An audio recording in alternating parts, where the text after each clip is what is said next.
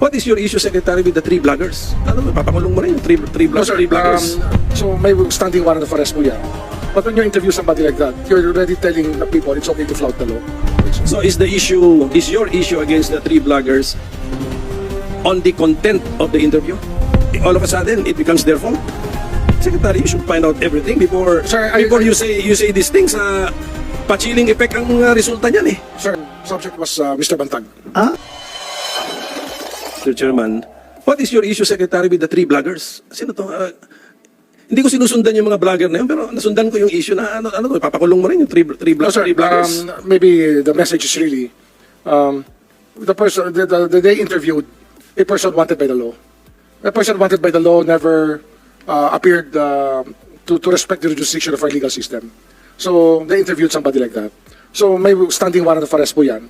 But when you interview somebody like that, you're already telling the people it's okay to flout the law. And probably it's contempt of court, sir. As I said in our press conference. It's contempt of court when you're telling people it's okay to disrespect the court by saying that saying many things without respecting the jurisdiction of the court, sir. So is your issue against the three vloggers on the content of the interview? Or the mere fact of interviewing a person who was the mere fact of interviewing somebody wanted by the law and without disclosing, without being cooperative with the legal system, sir. All of a sudden, it becomes their fault? Sir, it becomes the fault of sir, the interviewers? we are entitled to freedom. We have all our freedom. We will die defending freedom, sir. But when it comes to obeying the law and respecting the law, I think it's something that we should also die for. We also have to make sure that people still respect our legal system.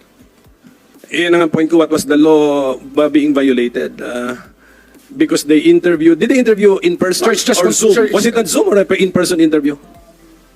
I'm not sure, sir, but it's direct or indirect contempt of court, sir. Hindi pwedeng direct contempt yun. Direct contempt was happened right before the judge. Indirect contempt of court, sir. You didn't even know what happened and you already have formed that it's a possible indirect contempt. I had it investigated and that was what was given to me by our people. That is the act being given attention to is the lack of respect for the legal system, sir. Mr. Chair. But it's I just make one bago ko malimutan. So it's just banggaan lang ng values ito eh. So the Secretary invokes respect for the legal system. While on the other side of the coin is free speech.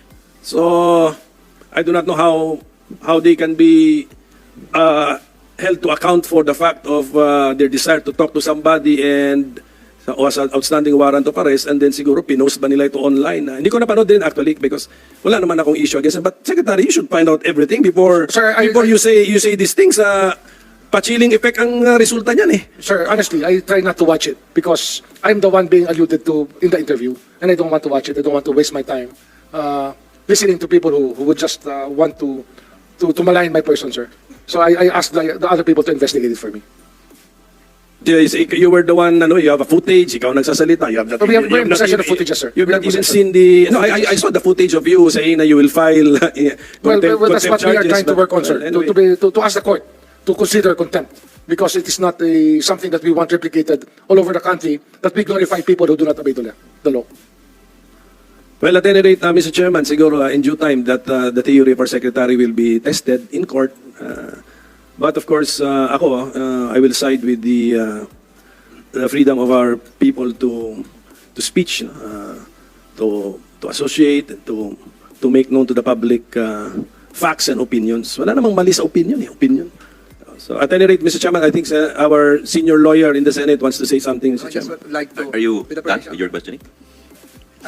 Hindi pa, pero is my time over, Mr. Chairman? You've had 2.5 rounds already in one round. You've been very liberal. The time consumed by Senator Bato was counted against me, Mr. Chairman. Siguro, sa next round na lang kayo. I'll go to the COA findings. Meron niya sa maraming COA findings. Okay. And even PCGG siguro, because tatanungin ko na lang kayo on what's the effect of the right sizing concept on the PCGG, is the relevance of the PCGG, etc. Sige, at the request of our chairman, I'm yielding my time, Mr. Chairman. Thank you for the generous time that you have given to me. Thank you. Thank you, Minority Leader. Mr. Chairman, Vice Chair, just interjection. I will donate half of my time to the good Minority Leader. Perhaps he can still apprise this committee. Sino ba yung tinutukoy yung tatlong vloggers? Ano ba yun? Kasi marami ako na, can you identify and the incident itself? For the record, just to be part of the records of this committee hearing. Sino po ba? Ano Hindi ako nanonood no. Ang napanood ko is the press conference of our secretary. So secretary, if you can identify the 3 bloggers na gusto mong pailan ng contempt charges before the court. Ano po yung insidente? Kasi ang dami pong... Sir, sorry, I don't have their names now, sir. I cannot answer that question now. Sir, Mr. Chairman, how about yung kwan, sir? Yung wanted person na in-interview nila? The interviewee. Interviewee, yeah. The interviewers, May- di pa natin alam kung sino, but the interviewee, the subject. Meron, The subject was Mr. Bantag. okay. Thank you, Mr. Chairman. Secretary. Thank you, Mr. Chairman. You're no longer going to ask questions? Yeah, go ahead. Yeah, insert your time. The minority just yielded to you and we'll go back to him afterwards. I will, as I've said, I will donate half of my time to the senior lawyer here from Cagayan de Oro. Mr. Chairman, going back again to Bucor.